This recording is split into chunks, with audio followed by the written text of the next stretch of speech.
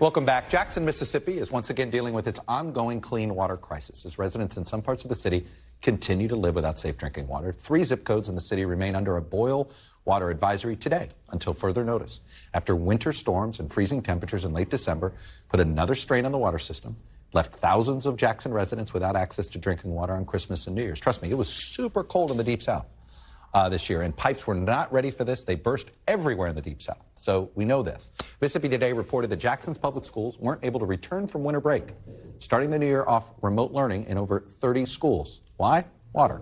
And while the water problems have continued, national support has dwindled. NBC News reports that at the height of this summer's outage, one organization was giving out over 700 cases of water a day to residents. Organization leadership said those numbers have quickly fallen as they ran through donated water and funds over the last 6 months. I'm joined now by Jackson's Mayor Chokwe Lumumba. He's in town for the United States Conference of Mayors. Mr. Mayor, it's good to see you in person. Pleasure is mine. I just want to focus on this water issue. So last year, the federal government made a big deal of passing a huge infrastructure bill. I think we have the numbers here. I think is it $600 million for water? I think it's $600 million to fix drinking water in Mississippi. That's what this bill is supposed to have. What's going on with it? And you know, I know that we're not fixing the water problem tomorrow, but are we going to fix it in the next 2 years?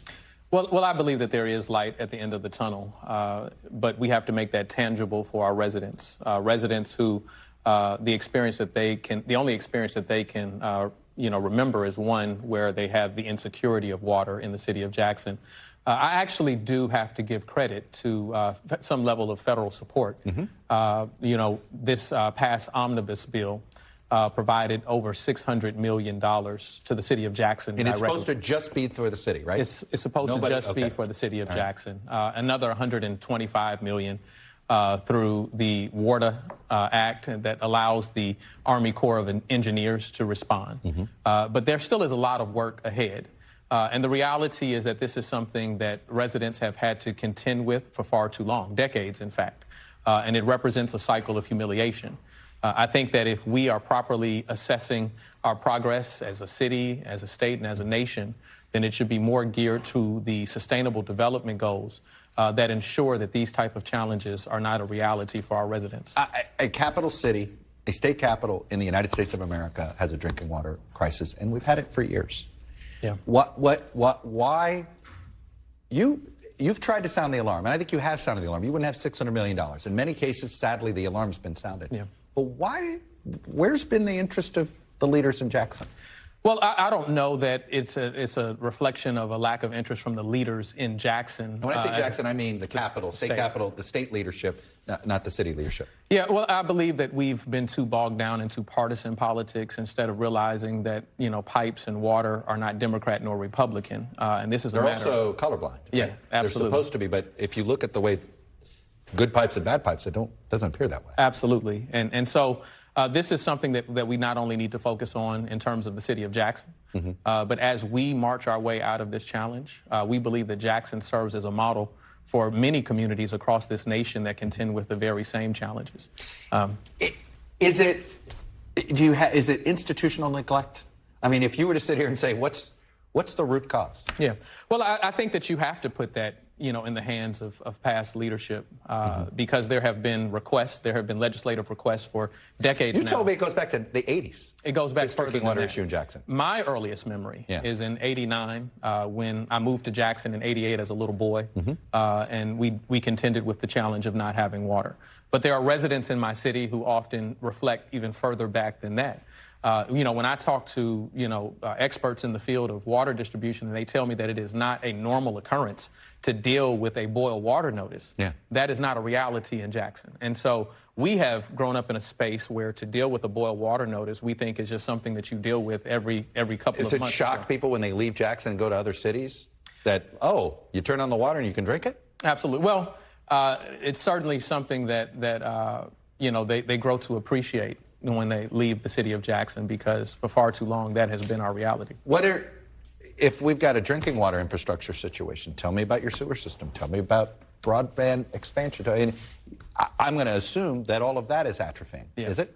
Well, it's a similar narrative in Jackson as you find in most cities, and your question sets that up because we do have the same challenges. In fact, before there was recognition nationally around our drinking water challenges, we were under, federal consent decree for our wastewater challenges. And so I think that it is important that as we see communities like Jackson. You were at a federal consent decree. Yes. So that means there was some illegalities, like it was that poorly managed? I think it's just the regulatory function of the EPA that recognizes the inefficiency. It was inefficient on the state and city level. Absolutely. Wow. And so, but I think that this is an opportunity to create a roadmap of how we deal with these issues. While I commend and think that it's necessary that we have the regulatory function of the EPA, we also have to more than just identify that cities are challenged in this way. We have to meet that challenge. And so I think that is happening under Administrator Regan. Who we've had very candid discussions in how we chart a path that not only acknowledges that these circumstances exist, but how do we fund them and remove them from being a part of our lives. It's hard not to look at this and say, if Jackson was a Republican city, would you be getting more attention? Well, from the state leadership. Yeah, well, I think that it is important that I recognize the obvious. I owe honesty to my constituents. I want to be clear that critique is directed towards the leadership. I've had the governor suggest that is me speaking poorly about Mississippians. I know Mississippians to be generous, kind, loving people. But the leadership that turns a blind eye to any community not only needs to be called out, but needs to be corrected. And so that's what I feel is my role. Let me ask you this. You're up for re-election in 2025. Do you think there's reliable drinking water coming out of every faucet in Jackson? No schools on this by then? Is this something, are we 2 years away? Are we 3 years away? What's realistic? I believe that the occurrence of people not having water pressure, the occurrence of people having repeated boil water notices will be less frequent by that time. But I believe that, we also have to develop a narrative that shares with people that we didn't get in this challenge overnight. Yeah. It's something that was the accumulation of decades of neglect. And we won't get out of this challenge overnight. And so it will take that time. I know that most people don't care how a watch works, Chuck. They just want to be able to tell time. And they deserve to not have to worry about those things. But it's part of our communication. Well, whatever little sense of urgency any members of the media can do on this, it's one of those to me. It's like this drinking water should be a priority. Anyway, Mr. Mayor, good luck. Good to see you. Thanks for coming in. Thanks for watching our YouTube channel. Follow today's top stories and breaking news by downloading the NBC News app.